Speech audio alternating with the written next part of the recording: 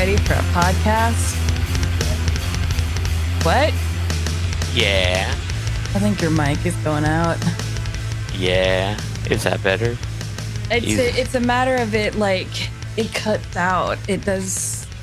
We may have to invest in a better mic at least, because your headphones are fine, but I may have to get you like a separate mic. I have to pull out my old mic for you. Okay.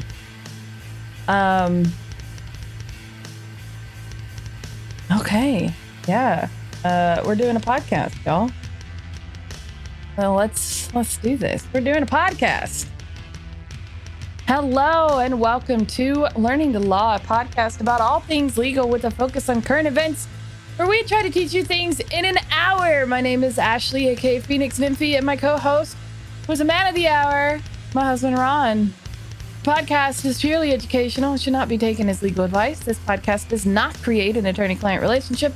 This podcast is based on his interpretation of relevant law, and any opinions expressed are the opinions of the individuals making them and do not, I repeat, they do not reflect the opinions of any firm, company, or other individuals. Ron is a licensed practicing attorney in the state of California. I am. Since September of 99. Anyway, so how's your week been? My week has been great. How's work? Work's awesome. Great. Of course, can't really talk about it. So, Nope. Moving on from that. Over the last couple of days, we have actually had quite a few people asking questions on TikTok. So we'll address some of those questions. Let me pull these up. Okay, shut up. I don't want to hear TikTok. I just want to look at the questions. You would think it'd be a lot more prepared when it comes to this stuff, right? So this person says, sadly, our First Amendment is gone. The Patriot Act limits your religious freedom. If you are a Muslim, a person can be limited access to government benefits by just saying you don't agree with Israel. Government has demonized protesting since the 60s. Good luck suing the government. Last but not least, media companies have to get stories about the government cleared by the government to avoid leaking of crucial info. They may not pass laws to end it, but they got around the amendment. The process to limit rights are still in effect. The Bill of Rights are dead. Okay. Keith Moody. Moody's definitely a good name for you because you are extremely pessimistic. Hey, let's take that a point at a time because there's a lot there. There is a lot there. And while he has a point in what he's saying, but he has a very negative aspect on that. And it's not as bad as he thinks it is. So the first thing is the Patriot Act limits your religious freedom if you are Muslim. And a person can be limited access to government benefits by just saying you don't agree with Israel. That's not true. There's lots of people receiving government benefits that don't agree with Israel. Yeah, that's not true. That's actually... If someone has a legitimate story out there, please send it to me because I would like to read it. Where you have been... where government benefits have been removed from you, or you've been denied access because of the fact that you do not agree with Israel, because I personally don't agree with Israel and their behavior right now. I don't. So you can disagree with the government and still get your government benefits. That's the whole point of your constitutional rights and actually the First Amendment. That's the whole point, is you have these rights as this person. These are your rights in this country. And if we cannot criticize our government, then we're in a dictatorship. And we're not in a dictatorship. Although it does feel like it at times. It does feel like we are in a dictatorship in this country. We're not in a dictatorship. We were very close to it. But we're not in a dictatorship. We're more of an oligarchy. When he says that the Patriot Act restricts the religious liberty of Muslims, I would like to know what aspect of the religion is he not able to practice? Yeah, I'm very curious on that as well. Because like we're literally in the middle of explaining why that's not the government. And I'm not going to say he's wrong. I just don't know the context of what he's saying. Right. We need more context. I mean, there are people who have worked for government who have treated people outside of the Christian religion with disdain and just terribly. But remember, this is also an educational podcast. So we're here to teach you what it's supposed to mean, what it's supposed to do. So if there are these incidents where this is happening, you need to move forward and do something about it, because that's an injustice to you as a citizen of the United States, or just as being in the United States. Like, you have the right to these freedoms. So if someone is causing you from practicing your religion, and it's a government entity, yeah, it's going to be a fight. It's going to be hard. But people have sued the government before. I will say the government usually invokes sovereign immunity. Yeah, but I mean... And it's very difficult to sue.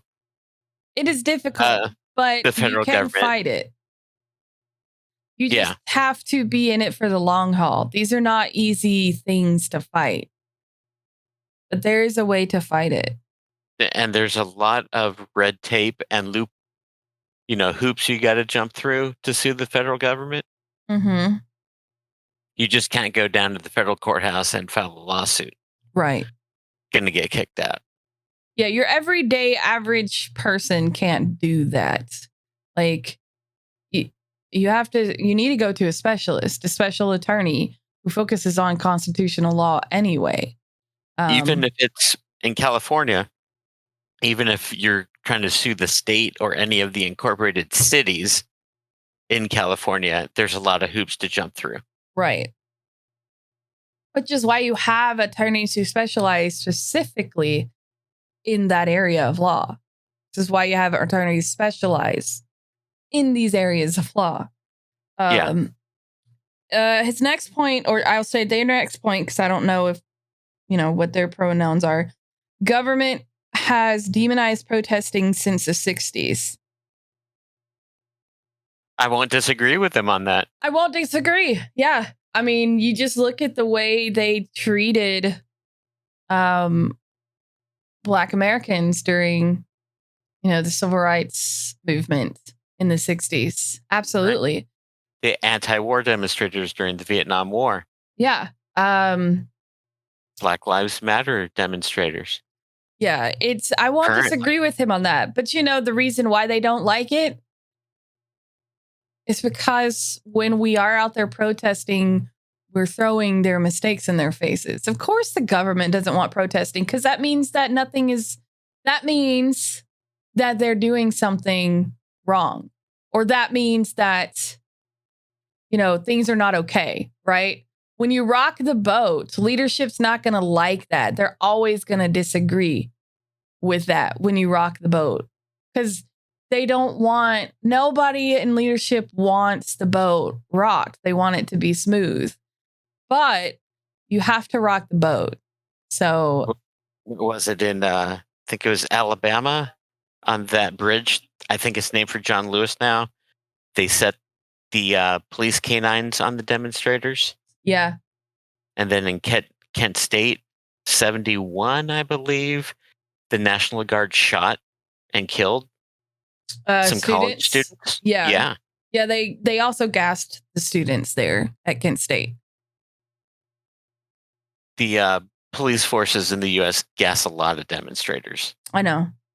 And under the guise that you're turning violent. Right. When I'm not going to say that they're not. Some demonstrators have turned violent, but not everybody being gassed is violent. When you have, a handful of demonstrators who turn violent, but you have thousands of others who are not, and you're still gassing everybody, that's a problem. They've recently even gassed the press trying to cover what's going on. They've been arresting the press left and right. Like it's anyway, we're not here to discuss that particular thing. We're just responding to the comment from Keith Moody. And their final thing, they may not pass laws. Oh, no, I'm sorry. Last but not least, media companies have to get stories about the government cleared by the government to avoid leaking crucial information. Yes and no. Yes and no on that. It depends on the story. Not every, trust me, I've been like, I know people who do broadcast media. I've kind of dug into journalism. This is journalistic. Being kind of in this area for a while, I know how that goes. It's only certain stories that require the government okay. The government, though, does not come in and say you cannot report that unless it is something that is really like it's a case that is still closed to the public right now. But generally speaking, no, that's not as common as you think it is. So yes, it's a true statement, but it's also a false statement. The government doesn't control the media. No, I will say this: if the government controlled the media, we would have never found out about Watergate, or the Iran-Contra scandal, or the story behind Clinton's impeachment. To be fair, you're not talking about current issues either. If the government controlled the media, we would not have found out about all the information about Trump. Look, I mean, they're using the excuse that, I know that the Trump idiots are using the excuse that the media is controlled by the government, but you are literally in control of the government. The GOP is literally in control of half of the government, yet they still don't control the media because there are stories left and right coming out about the GOP and about Trump, right? So if they controlled the media, we wouldn't know all this information about. Closest, and this is opinion, okay? The closest that the government comes to controlling the media is by telling Fox News what to say. That is truly opinion right there. Yeah. Oh yeah. I don't think Fox News is controlled by the government, but I think the person who owns Fox News is GOP. Who is it? Murdoch that owns Fox? Yep. Yeah. So, of course, he's conservative. He's going to tell them what to say. He has his hands in many, many, many GOP pockets. Anyway, I digress. So the thing on the controlling the media is not really true. Certain information, especially when it comes to military operations and military things, yes, those are definitely going to be locked down tight. Or under the guise of national security. Right. If it has anything to do with national security, that's going to be watched. But, wanting Trump's... Anyway, I digress. They may not pass laws to end it, but they got around to the amendment. The processes to limit right are still in effect. The Bill of Rights are dead. If that were true, we would be in a dictatorship and we would not have as many protests as we have. And our country would be a very different country if the Bill of Rights were dead, but they're not. No, they're not dead. And the Patriot Act has been, and we've stated this, you've now stated this multiple times. The Patriot Act has been challenged and a lot of it has been overturned because it is unconstitutional. Right. And some of it's been timed out as well because they were limited time provisions. And I myself wasn't aware of that because I kept bringing that stuff up as well. And you're like, no, that's been challenged and it's been overturned, blah, blah, blah. Which a lot of people, especially my age, because like we grew up, we saw 9/11, the Patriot Act was the result of 9/11, and we think that's still in effect. But, you know, it's actually not. It's not a prominent thing anymore. And it actually has been challenged and deemed it was unconstitutional. Suffice it, not the whole act. Right. There are some things that are still there. Pieces of it. Yeah. Pieces of it. But it's not a boogeyman like it seemed like it was, if that makes sense. But, you know, if no one challenges anything, it's going to be legal until someone challenges things. Right. This is why you have to vote. This is why you need to challenge. This is why you have the ability to challenge. Like just being negative and saying it's dead, so give up. That's the attitude of a quitter. I'm sorry. I don't think he said give up. I just think he said the Bill of Rights is dead. No, but you can infer from that he wants to give up. A lot of people feel there's a lot of apathy, right? Especially in your generation. There's a lot of apathy, and I understand why. I get it because I went through my phase of apathy, but at the same time, you know, we are white people.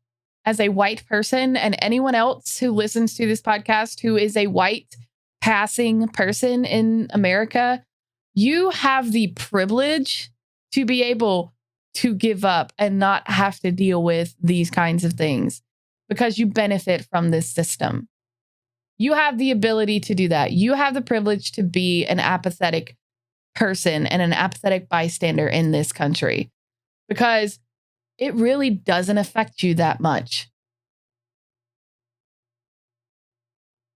And so I just want to say in defense of my generation, the slacker generation, I've got nothing to say. You have nothing to say. My generation and the younger generations are picking up the slack. The future of this country is the late millennials and onward. Yeah. And, you know, I don't want to get into the whole boomer, Gen Z, slacker generation, Gen X, whatever, the me generation, whatever you call millennials, whatever you call your generation or whatever. I don't want to get into that argument, but there is sufficient studies that have shown that there is a massive gap between boomers and everybody else, including Ron's generation. Wow. Yeah. There's a massive difference between boomers.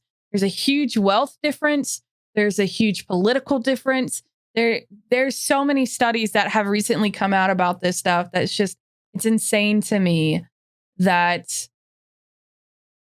all of us are able to see this, but somehow we cannot get the boomers out of office. We cannot get past the people who don't see what the rest of the world sees. And they're still the ones that are in power. Like they don't like things in place to keep themselves in power. The only way they're going to get out of power is when they die. I ain't got time for that, man. I'm in my mid-30s. I don't have time for that. I don't. Right. I don't The have time country for that. doesn't. So anyway, that was I appreciate these comments, and I I understand the frustration that this person feels, and I understand where they're coming from. But I want you to understand, I want you to know that it's not as bad as you think it is. Is it bad? Oh yeah, it's bad. But it doesn't mean that it can't change, right?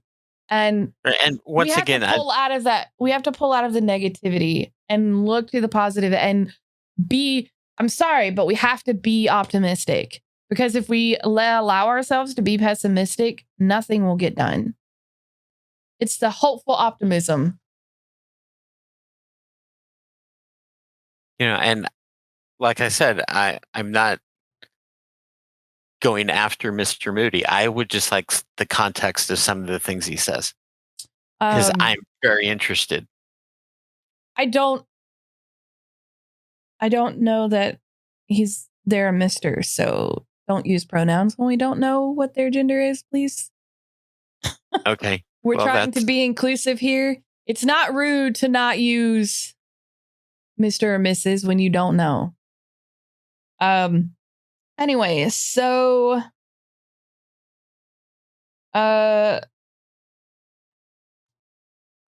okay.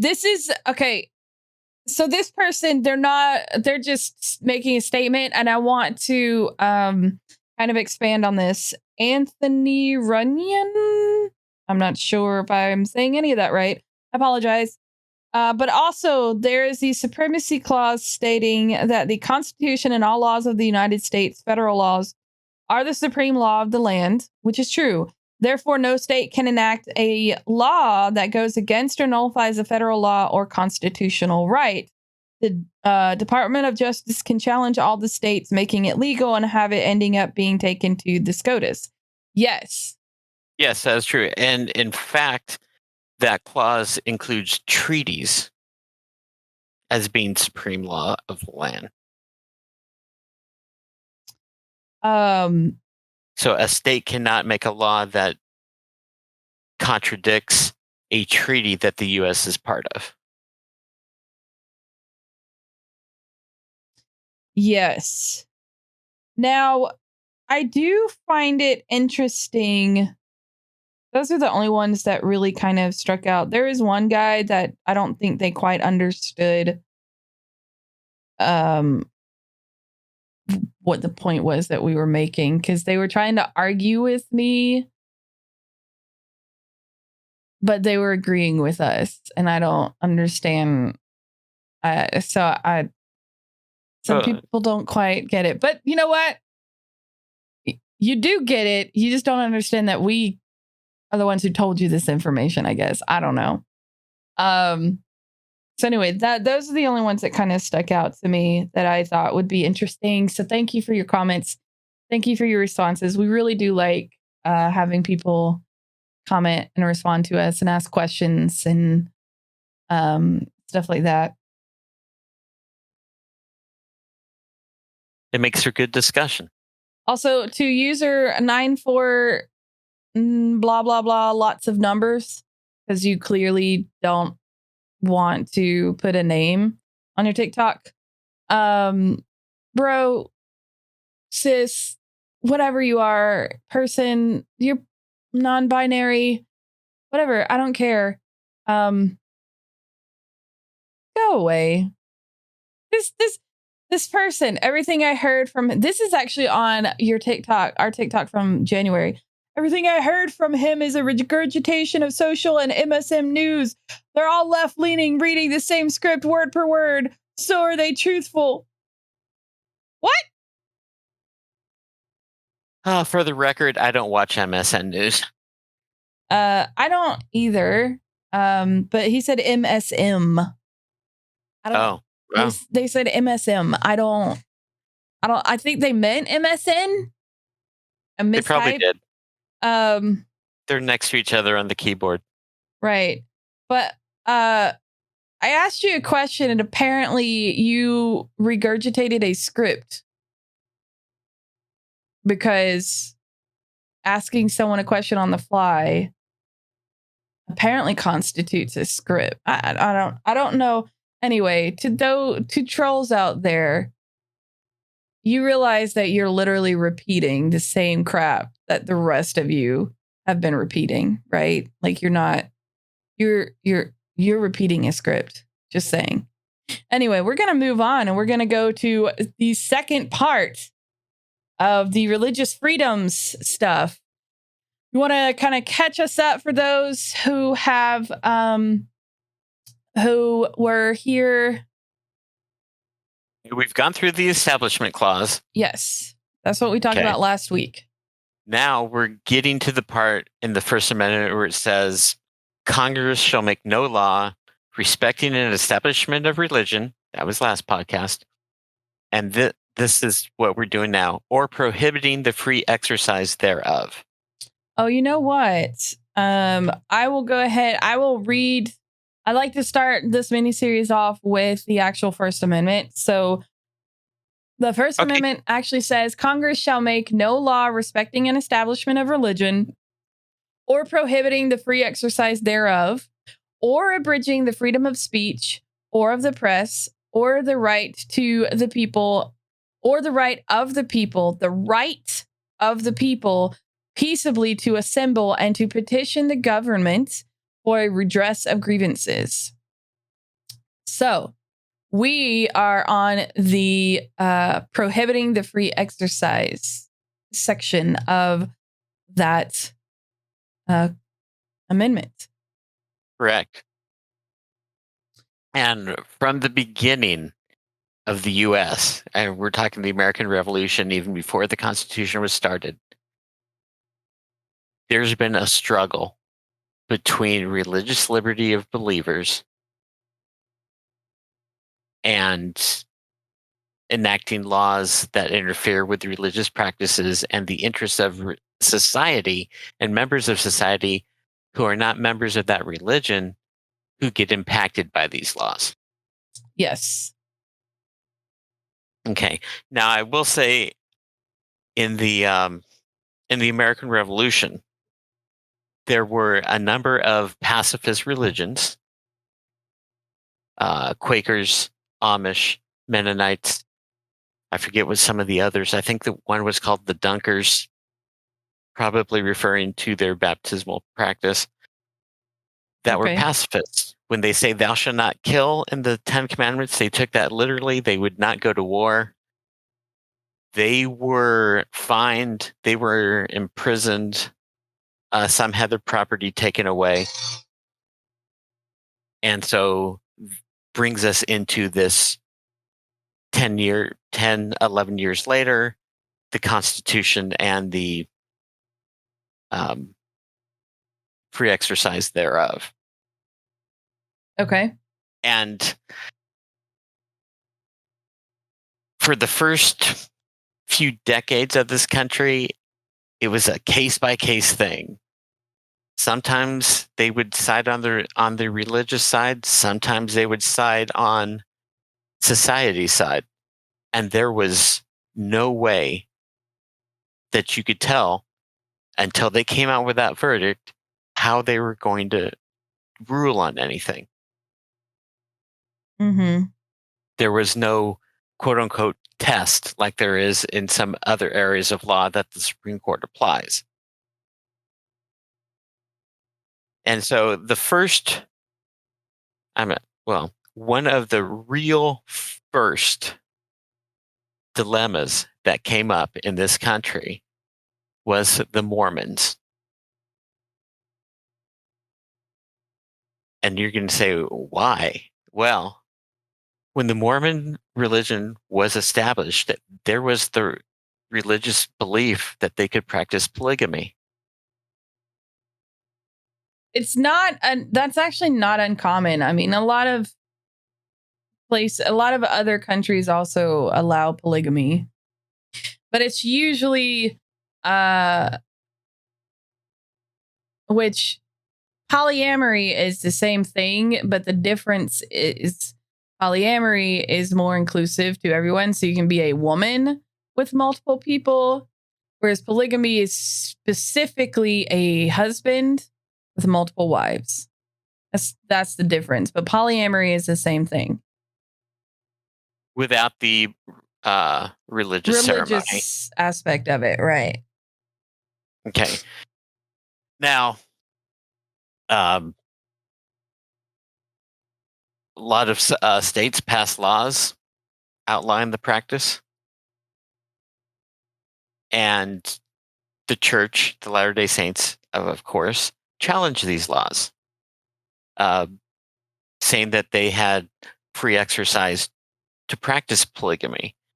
And the Supreme Court said, in a case known as Reynolds v. United States in 1878, laws are made for the government of actions, and while they cannot interfere with mere religious belief and opinions, they may with practices. Okay. So they're basically saying the free exercise, and remember, this was 1878, the free exercise clause protects beliefs, but not conduct. So you can believe whatever you want at this point of the nation. You just can't act on those beliefs.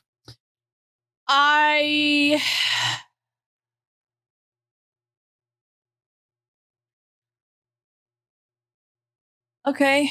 I have thoughts. I have thoughts on that, but we're educated. I have thoughts on that. Okay. Continue. Okay. So what happened after that was hundreds of Mormon leaders were jailed. A lot of Mormons were deprived of the right to vote. Congress itself dissolved the LDS Church and appropriated a lot of its property until the church finally gave in and agreed to abandon polygamy. And then everything was all right with the world.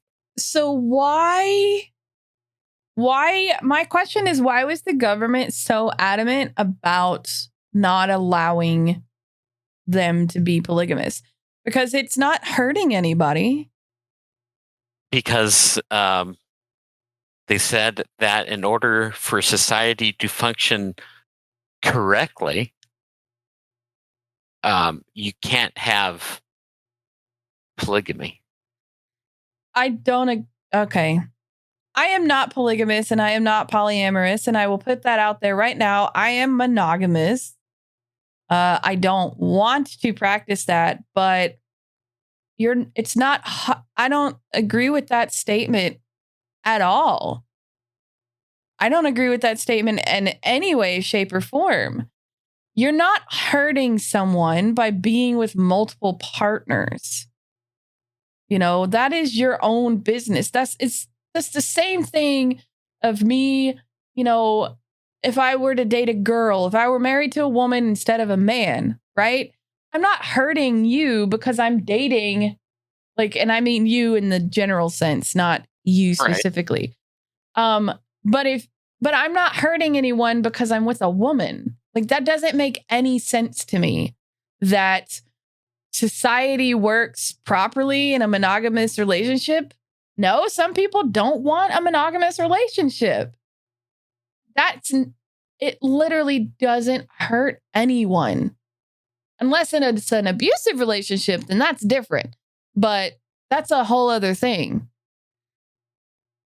So that doesn't make any sense to me whatsoever. That's the reason. That's it. That's the whole reason. Pretty much. And this became known as the belief action test. That's some bullcrap. And it ignored the free exercises clause's obvious protection of religious practice. It kind of ignored that. It just spoke to the concern that allowing believers to disobey laws that bind everyone else would undermine the value of a government of laws applied to all. And that it would make professed doctrines of religion belief superior to the law of the land, and in effect permit every citizen to become a law unto himself.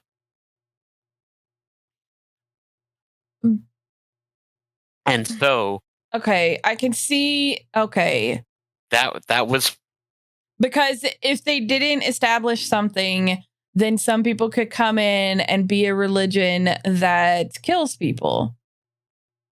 Oh, that's my religious freedom. I believe that you can kill people. But see, that's not the same. It's not an equivalent analogy. Like, you're literally harming someone versus you're just having sex with them or you're just in a relationship with them. Like, that's not the same thing. Like, to some people, that's worse. What do you mean? Some people think that, sex is worse than killing somebody. Think about it. How can that be worse? You'd have to ask them. You're literally harming you are unaliving someone versus just being in a relationship with someone. Yeah. And a lot of times, same. Hold on. A lot of times being in that relationship, they will kill you. Okay, but again, that's not the relationship. I'm the person not killed offending you. them. I'm merely stating what can happen. You'd have to ask them why being in that relationship is worse than murder.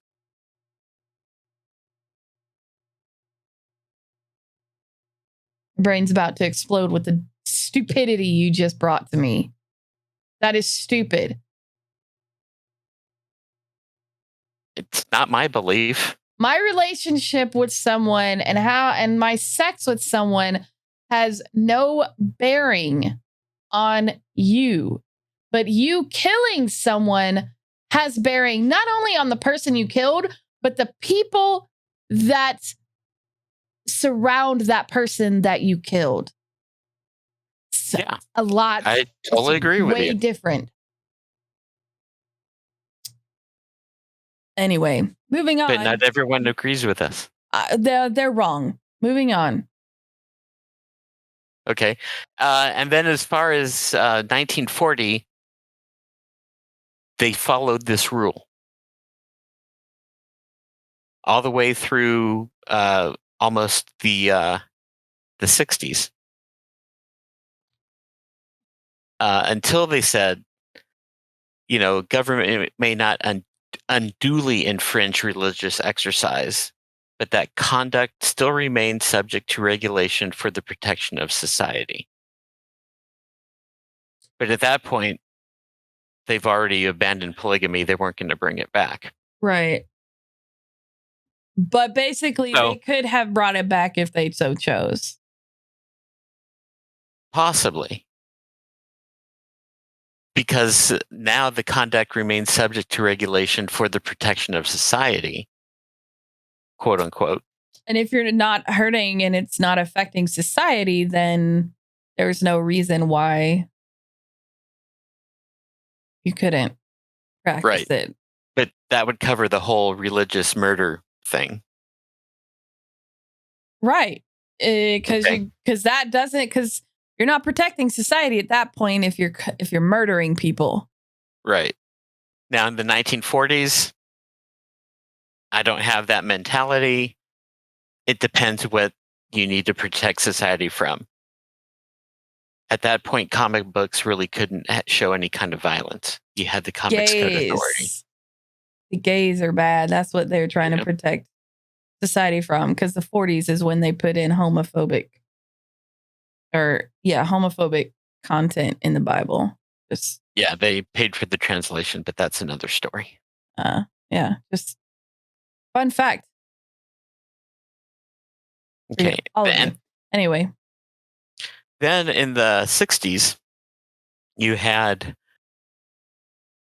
the war demonstrators. You had the draft. Because of the Vietnam War.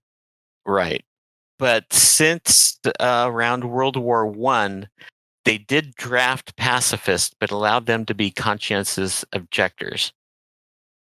So while you were a conscientious objector, you would have, say, hospital duty, or you would drive an ambulance. You wouldn't be a frontline soldier, but you Right. could still get drafted. So they did make that a commendation for religious belief.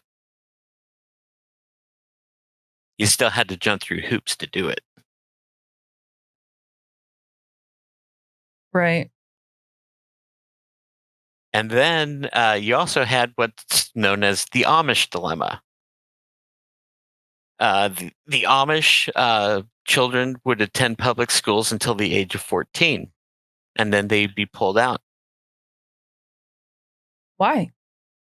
because they didn't, the religious belief was they didn't need any more education. They're coming back. They will be schooled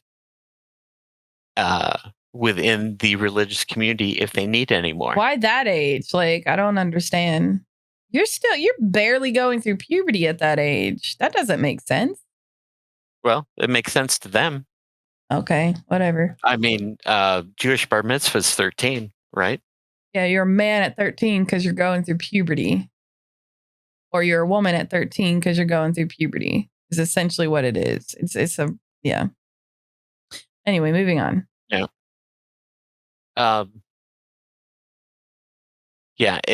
For the Amish, the court came up with a new test and said the government cannot enforce even a religiously neutral law that applies generally to all or most of society unless the public interest is compelling.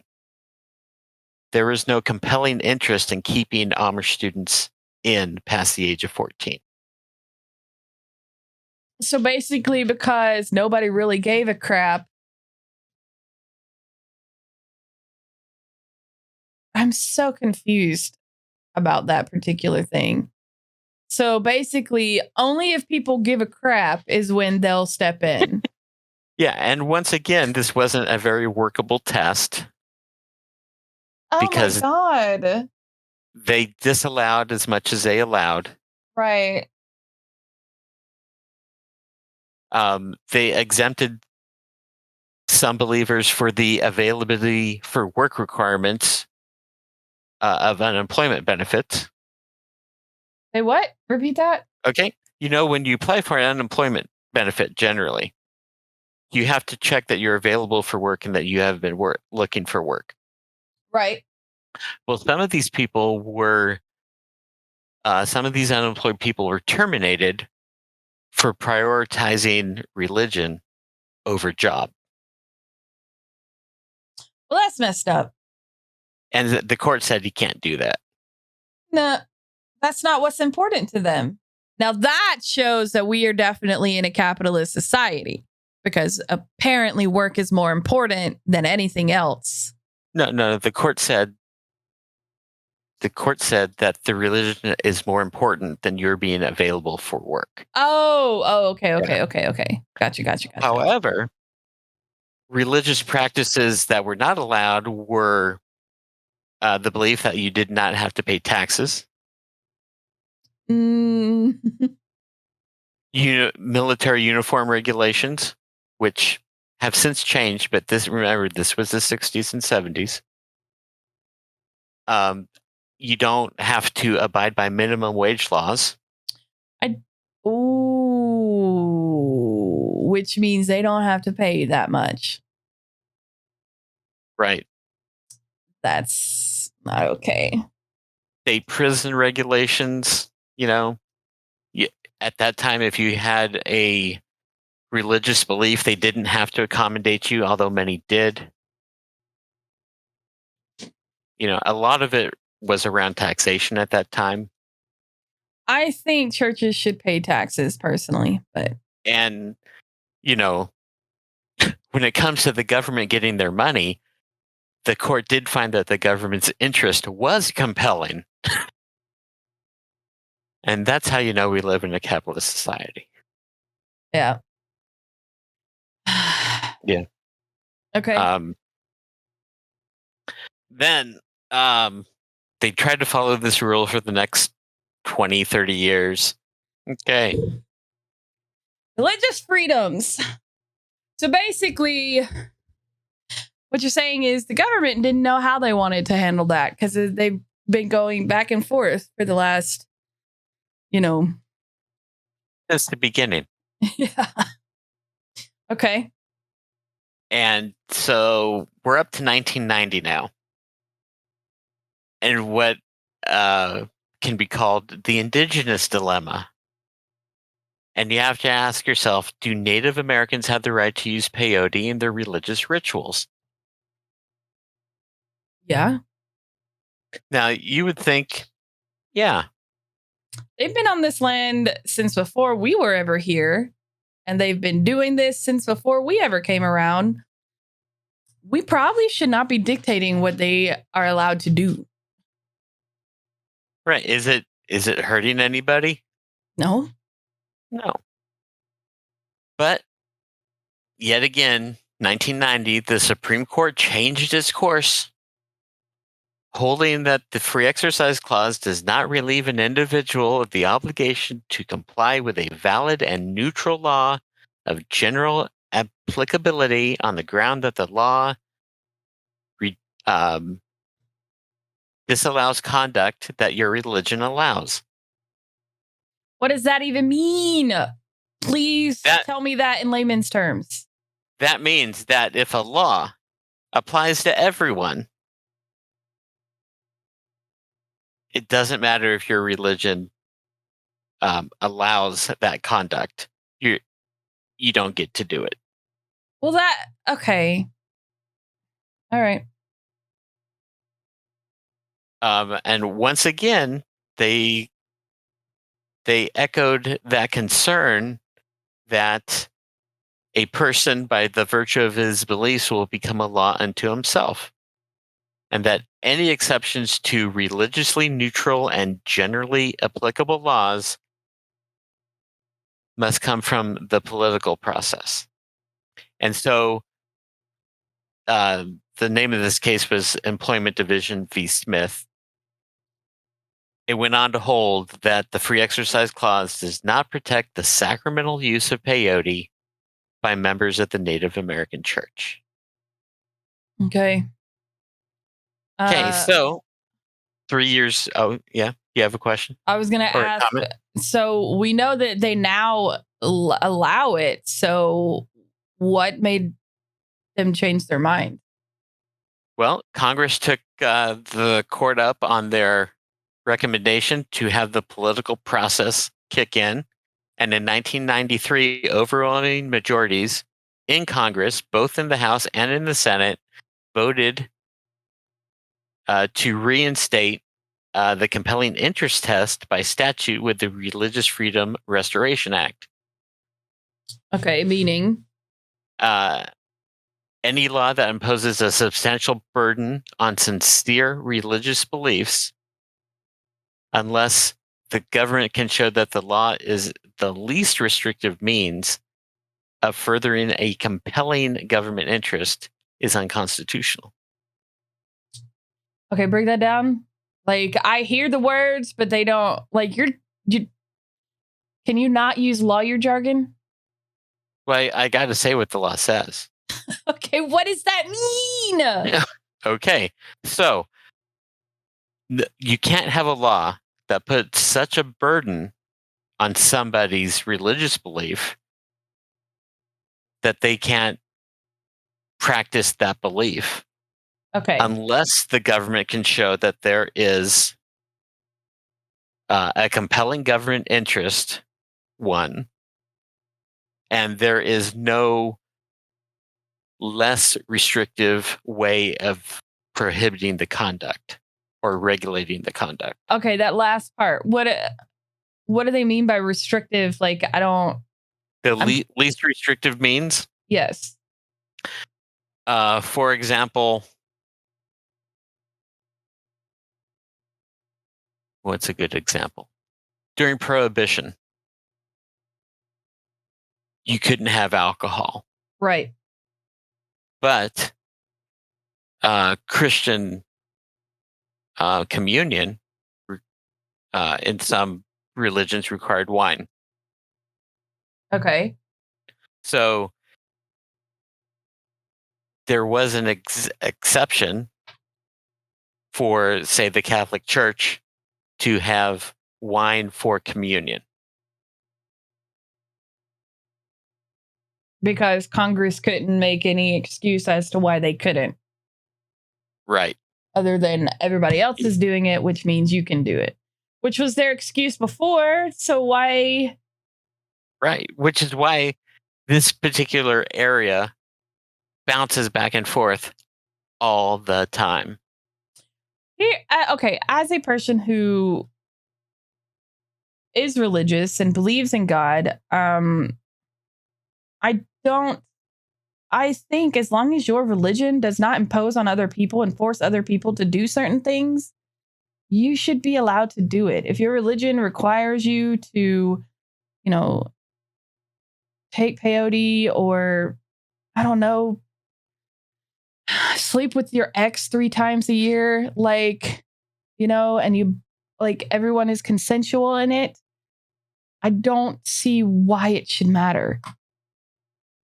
Does that make, you know what I mean? Yeah, no, I totally understand what you mean. And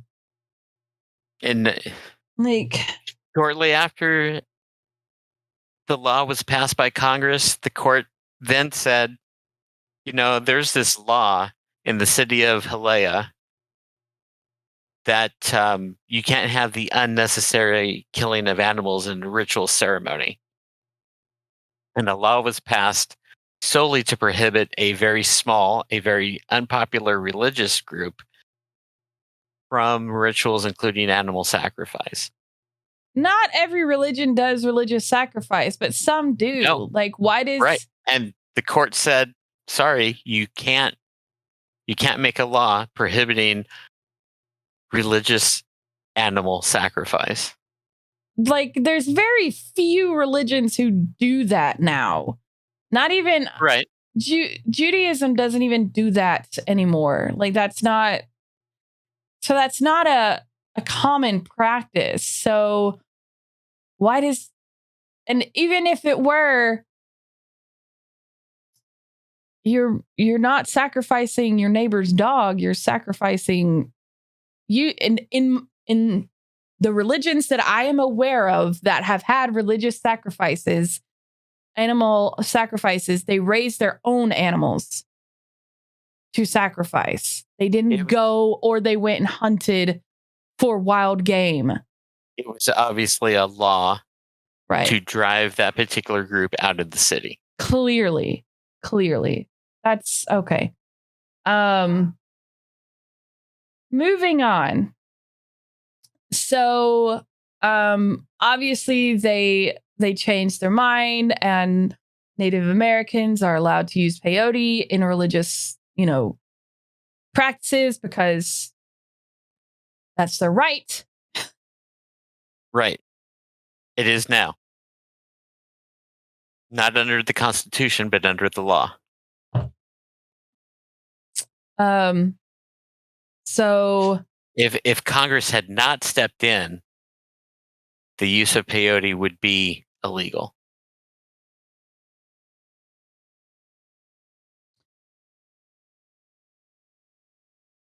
Okay, moving on. There's more to this. Why do we have this big gap? Keep going. So currently, everything seems to be done on a case-by-case basis. There doesn't seem to be any real test. Yeah. And so now we come to the cake controversy. Colorado. What about the Hobby Lobby thing? Oh, sorry. You're completely missing. That's a big one because it's the contraceptive mandate. And Hobby Lobby is saying, no, we will not provide health insurance. But you are a corporation. You're right. The court, in a 5-4 vote, excused a commercial family-owned corporation from complying with the contraception mandate of a health insurance plan. See, that does actually affect people. And that, I think, is wrong. Well, I think it goes beyond that. I got to ask the question, how does a corporation have a belief? That's another thing. The individuals who own the corporation don't have to don't have to abide by that. But you're a corporation. You're not a person. A corporation's not a person. They don't have a belief system. It shouldn't. And I think that case was wrong in their decision. I do. I believe that they're starting to give corporations more privileges and rights than individual people. So I don't shop at Hobby Lobby anymore. Yeah. So the cake controversy. That is Burwell versus Hobby Lobby stores 2014. And yet in that same year, they go on and say that the states may not deny gay and lesbians the right to marry. Right. You know. So giving corporations a belief because they are owned by people with that belief totally goes away with what a corporation is supposed to be. And here's the thing, and I realize that this is opinion, but I feel like this is so their excuse of how it affects society. Well, if you're a corporation, you are a massive entity in society. So you need to abide by what is best for society. Well, what's best for society is you not impeding on their beliefs, you not impeding on their personal practices and their personhood. You don't have the I am a woman. I am a cis woman. I was born with the ovaries and the uterus. I was born with all of it. It's not fun, okay? Men have no clue what we deal with. And to force us to have children, to force us to not be able to take birth control, and you do nothing to help counter that. You don't want to take birth control. You don't even want to wear the condoms. We have to take the brunt of all of that. We have to carry the child 9 months. Our bodies are the ones that get affected. Why don't we get the choice on what we get to do with our own bodies? That's really the problem in the Hobby Lobby case. That's really the problem with the patriarchy. You don't like allowing women to make a decision for their own body. And that's why Congress keeps making these decisions. Because they're run by a bunch of rich white men who don't like the fact that women have brains and people of color can think and actually are intelligent humans. Congress didn't make any decision in this case. Any government entity, I don't care. You just made me look. Thanks.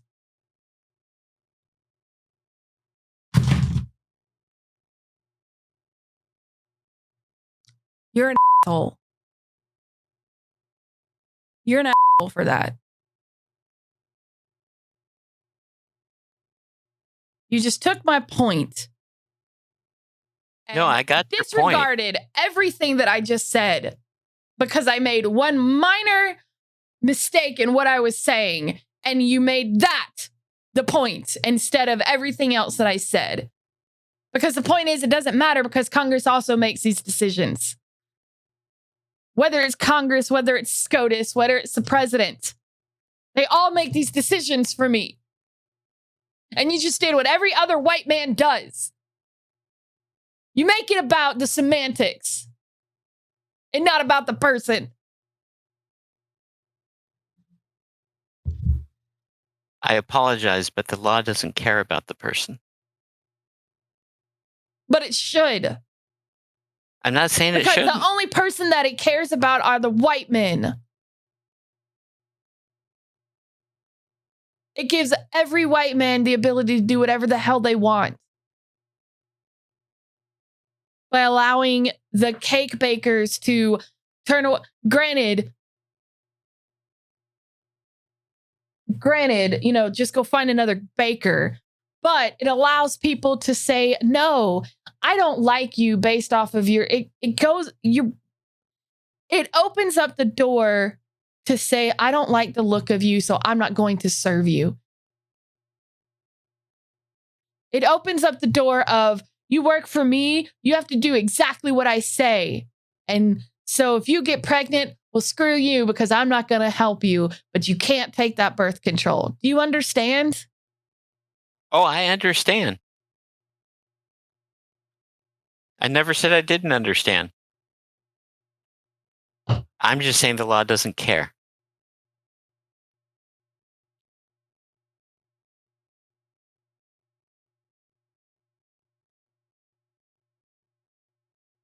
This is why I'm not a lawyer.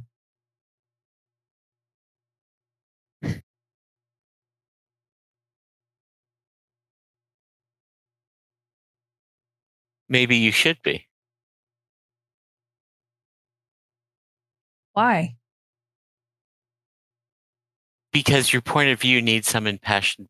I'm going to say this. Your point of view needs some impassioned people to argue that point of view in a courthouse. And I'm not saying that there aren't impassioned people arguing it, but you need more. Is this you encouraging me to go back to school and go to law school right now? Why don't you? Money? I'm already Well, $100,000 in debt from student loans. Anyway, we need to move on. See, yeah. Even though I love him, he's still a white man, and I still have to call him on his bullshit.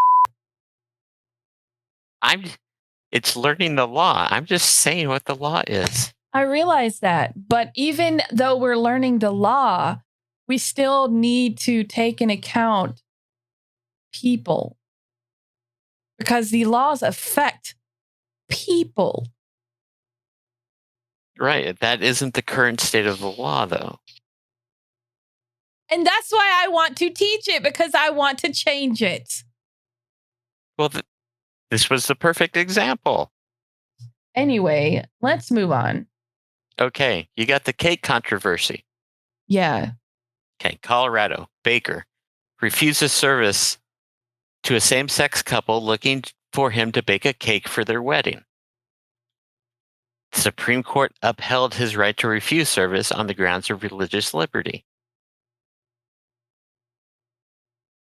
Right. And so, and then this emboldens a lot of businesses to not give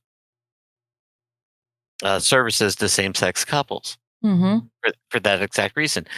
Kentucky administrator local refused to give marriage licenses in a state where such marriage was legalized. Ultimately, she was held to not have that authority, and you had to issue the marriage license. Right. She's working for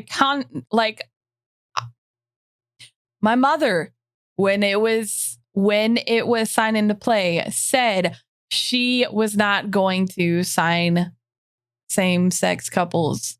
And I said, okay, then let somebody else do it. You don't have to do it. Let somebody else do it then. But you work for the government, and that's your job. And that's the law right now. Whether or not you like it, that's the law. You don't have a choice. You don't want to work in the government, then leave it. Right. Your choice now is to issue the license or quit your job. Right. Because you are a government entity. You work for a government entity. And if you don't quit your job, how deep is your religious belief? That's my question. Because the government doesn't hold to what you hold to. However, I think in the case of the baker,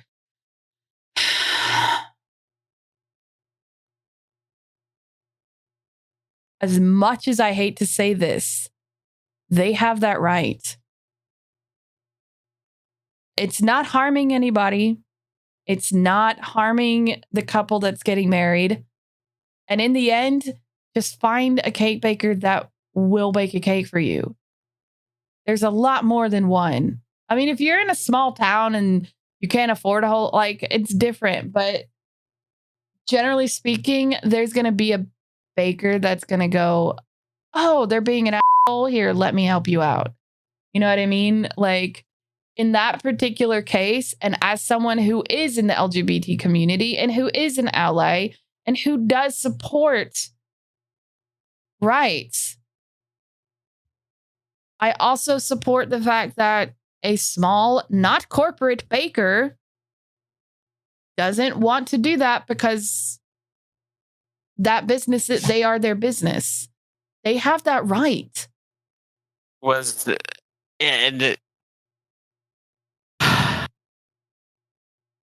I would say that they don't. Really? They get a business license from the government. They operate their business because of government action. The reason that they are denying this couple the cake is a lot of the same reasons that blacks were not allowed into white restaurants. Right. Or bathrooms or any of that. I don't think you have the right to discriminate for that just because you have a religious belief.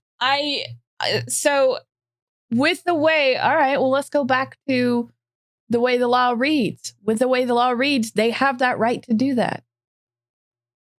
It's the law. They have that right. But do they? Most recently. Personally, I think it's stupid. Just bake the damn cake. Most recently. Who cares if they're gay? A florist in Washington denied giving flowers to a same-sex couple for their marriage. I remember that. Supreme Court denied reviewing that case when Washington State said that you can't do it. You got to give the flowers or be fined. I think that, like that, I know why they challenged, because I remember when the cake controversy happened, and I know a lot of people were like, just go find another baker. I understand why they challenged it, because they were trying to prove a point. And I think they proved the point. It didn't go the way they wanted, and just go find another baker. It sucks. People are crap, but I also think that a baker like that is not going to last. I think a small business like that is not going to last long, because people are going to be like, oh, okay, well, peace out then. Right? Like, I'm not going to work with you. I'm not going to get food from you. Because it literally doesn't infringe on. Here's the thing. It doesn't infringe on your religious liberty. They're not making you be gay. They're asking you and paying you to provide a service. That's it. That's it. That's all they're doing. They're providing you a service. Right. They're paying you to provide a service. And using a religion as an excuse not to provide that service is kind of being lazy. You don't want that money? You don't want the money? A 6-3 conservative court just denied a florist that same right. Interesting. So in the end, and I hate to say this, what does a free exercise clause mean in America today? We don't have a precedent. Are you confused? Yeah. I'm confused. It appears the Supreme Court is also confused. Because in a nutshell, everything seems to be decided on a case-by-case basis. Yeah, which is not good. There really needs to be a precedent set when it comes to this. Right. So if there's anything that's up in the air, it's the whole religious liberty aspect. Not the establishment. You can establish your religion, but what you do with the religion, that's another thing. Right. Personally, I think taking people and putting them in an enclosed space and making them live, basically in a concentration camp for Tom Cruise is wrong. But and they're $1 for 1,000,000 years of service. yeah, that's some messed up stuff. We're talking about Scientology, guys. We're talking about Scientology. It's a cult. It's not a religion. But the courts don't have the right to go and say this isn't a religion. Somebody has to challenge it, I think, in order to... Because that would be a slippery slope. Right. Right. But and I know it's a cult. Some people believe the Mormons are a cult. Well, they are. In my opinion. Other people believe the difference between a religion and a cult is how many members you have. Mm-hmm. I think the Southern Baptist is a cult as well. I think it's a very thin line that you can cross from religion to cult. And I think a lot of Christian religions have become cults. And I realize that I just pissed a lot of people off, and I don't care. Because I'm right. It's true. So, I don't know if anyone is surprised about the free about the free exercise of religion in this country, but who knows how the court would rule in your particular case. Yeah, so challenge it, because you never know what they say. Like, that's the vibe I'm getting. Jesus, man. Yeah. I really thought there was a precedent set, but I guess not. No, why allow a baker and not allow the florist? Right? I think as an individual, you have the right to whatever you want to do. Why do they have to issue hurt someone? A marriage license, but you can stop this agency from letting them adopt? I mean, so many things are the exact opposites of each other, but they're still, quote, the law. Again, it's the interpretation of the law, and it's the interpretation of whatever attorney and judge is there in that particular case. Right.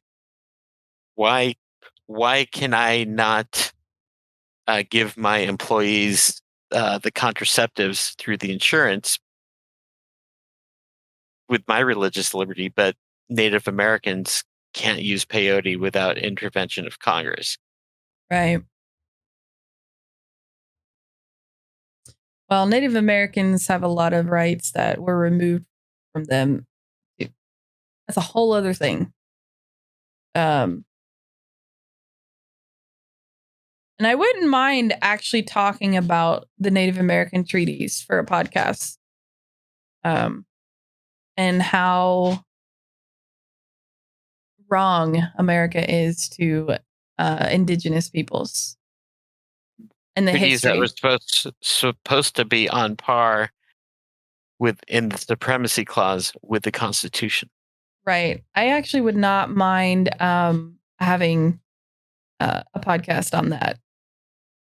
But anyway, I think that's pretty much it for this podcast. Apparently, my husband is a basic white man and likes to bring my points down. I still love him. I was just trying to get back to the law.